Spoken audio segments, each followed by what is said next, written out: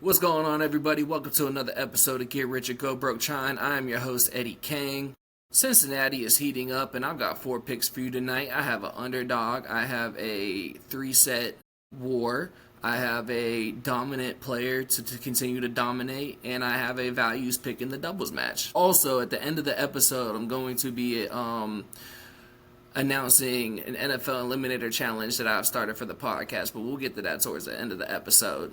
Currently, we are sitting at 60 and 52 on the year. I feel like we've been sitting at 54% for the last month and a half, so we're going to break the trend, and we're going to find a way to break it to where we go up. First pick, we're going to start right off the bat. Ben Shelton versus Alexander Zverev. The odds for this match has not came out yet. Everything I've seen has shown me that is going to be Zverev as the favorite. We're going to go with Ben Shelton money line. I don't really care what the odds are. If it's close to even money or if he's an underdog, we're taking it. He's 34-16 this season. He's coming off of back-to-back titles, the Toronto 1000 and 500. He's sitting at a career high ranking at number 6 right now. He loves the fast courts that Cincinnati has. He thrives.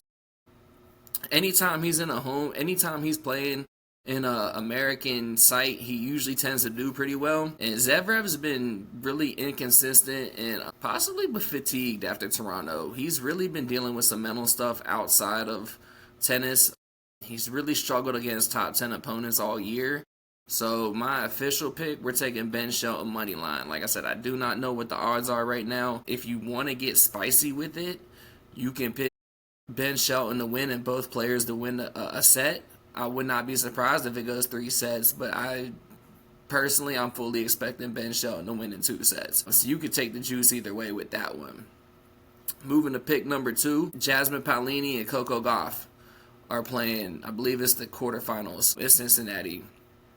Over 2.5 sets is plus 110. All the models that I've ran this on shows a win probability of 47.6%. The head-to-head series is tied 2-2. Paolini's won both matches this year 2-0, but they were both on clay. One was indoor clay and one was outdoor clay. This is going to be a hard court. The matches have historically not gone the distance. They've played 4 times. The last 3 matches have both been 2-0. They haven't went the full 3 sets since I believe 2023. But this is a style clash. Goff's defense versus Paolini's aggressive offense. It's I believe plus 110 is a really good value when both players have I'm trying to think of the right word. Both players excel at stopping momentum from another player. They can change the momentum of a game at any second. So even if Coco wins the first Gauff, Paolini can come back in the second set and win it either way. I don't really have a read. If I had to pick money line, I would probably go Coco just because it's a hard court. But I really like the over 2.5 sets plus 110. Pick number 3, we're going with Iga Swiatek minus 4.5 games at minus 175 versus Anna Kalinskaya. The win probability on this, when I ran it through my models, was 63.6%. Iga dominates non-top 5 players on hard courts, really dominates pretty much anybody on hard courts. The market sees her as a heavy favorite. I believe it's about 89% just to win outright. I'm surprised it's even that low. And she tends to win sets 6-2 or better more often than not, which is perfect for a minus 4.5 game spread. It was at 5.5. Minus 5.5 was at plus 110. If you're feeling spicy, you can take that. I just went ahead and played it safe at the minus 4.5. But I really, that's probably my favorite pick out of everything we have on this slate. Moving on to my last pick. This is going to be a doubles match. I don't think I've ever played a doubles match on this pod. I can say for certain that I've never picked a doubles match on this pod. Jay Cash and L Glasspool, I don't know their names off the top of my head, but they're minus 150 favorites to beat Bolelli and Vavasori. Cash and Glasspool have won the last 4 double tournaments. They're on like a 23-game win streak. The win probability for this, when I ran it through the models, was 60%. Models lean their way despite the public perception favoring their opponents. Their aggressive net play disrupts veteran double teams, especially on fast courts. And I personally believe it's a strong value, especially for a doubles team that is playing extremely well together. Like I said, having won the last 4 double tournaments, to get them minus 150 money line, I feel like is a steal. So that's what we're rolling with. I was not expecting to go through all that this quickly. But yeah, Ben Shelton money line. Like I said, the odds aren't out yet, but just the form he's in, I really like it. I was supposed to record this podcast an hour and a half ago. I've really been waiting just to see if the odds were gonna drop, but I can't wait too much longer. I gotta go to bed soon. But if I can get the odds out to you guys before the match starts, I will absolutely post them on the page. So we're taking Ben Shelton money line. If you're feeling spicy, you can take him either 2-0 or him to win the match and both players to win a set. You're going to get good plus money value on either one of those because he's more than likely going to be the underdog. So any of those 3 bets, you're going to get plus money on.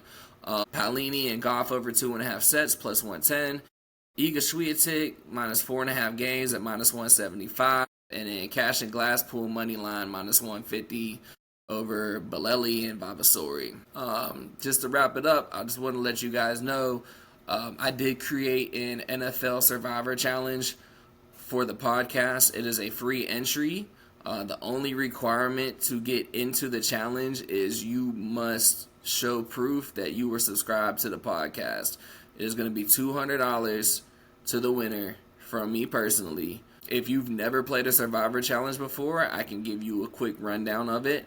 Basically, you pick one team each week in the NFL season to win a game. So starting week 1, we'll just, I'm just going to hypothetical here. If I decided to pick the Steelers against the Jets week 1, if they lose, I'm already out of the competition. If they win, I move on to the next week. But I cannot pick the Steelers in any game for the rest of the season.